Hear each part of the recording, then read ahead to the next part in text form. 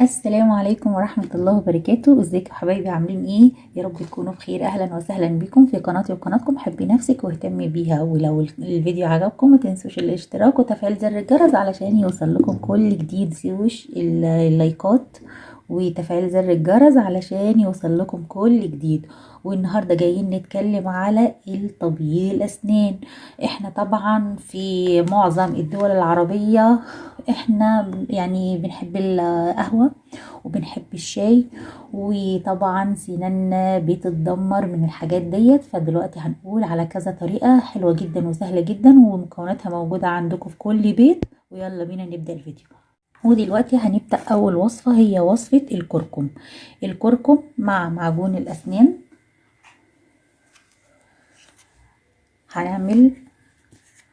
هنفتح معجون الأسنان وناخد منه جزء كده ونغمسها في الكركم. الكركم معروف ان هو مفيد، زي ما هو مفيد للبشرة مفيد جدا برضو للأسنان، وبيض الأسنان بيدي نتيجة هايلة جدا. بتعمليه على اسنانك، بتفرشي بيه الأسنان كده من فوق ومن تحت لمدة دقيقة واحدة ويتم غسلها وتشوفي النتيجة. يلا نروح على الطريقة التانية. اما الطريقة التانية لتبييض الأسنان هيكون اللبن البودر معانا، ومعانا معجون السنان. هنحط شوية كده على الفرشة، وبعد كده نحطهم على معجون الأسنان. نحط في اللبن البودر وبتفرشي بيها اسنانك كده. طبعا اللبن بيحسن الاسنان علشان فيه كالسيوم. بنات بلاش نستعمل طريقتين مع بعض، هي طريقة واحدة بس كل اسبوع. يلا نشوف الطريقة اللي بعدها. اما الطريقة الثالثة فهو بيرات الصوديوم. بنحط منها، ما بنستعملش بقى ديت خالص معجون اسنان، بنحط منها على الفرشة وبتفرشي بيها اسنانك كده من فوق ومن تحت لمدة دقيقتين. برضو بنكرر الخطوة ديت مرة او مرتين بالاسبوع لحد ما هتلاقي كل الجير وكل الاصفرار اللي موجود في اسنانك كله راح. جربيها وادعيلي. يلا بينا على الطريقة اللي بعدها. بصي يا بنات، انا عايزاكم تحطوا لي لايكات كتير جدا في الفيديو دوت عشان خاطر الاسنان والاصفرار والحاجات اللي احنا بنعاني منها، عشان تشجعوني وانزل لكم افكار تانية. دوت البيكنج باودر اللي هو خميرة الخبز. بنحط المعجون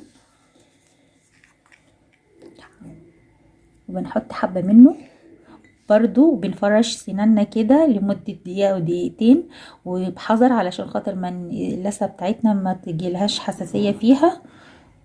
نفرش سناننا كده فوق وتحت. والخطوة دي برضو بنعملها مرة او مرتين في الاسبوع، يعني نحاول نخليها مرة او مرتين كده في الاسبوع، طبعا علشان خاطر اللي احنا القهوة اللي بنشربها والشاي وكده. يلا على الطريقة اللي بعدها. ديت البيكنج باودر هنحط عليهم شوية ملح، ونجيب الفرشة بتاعتنا.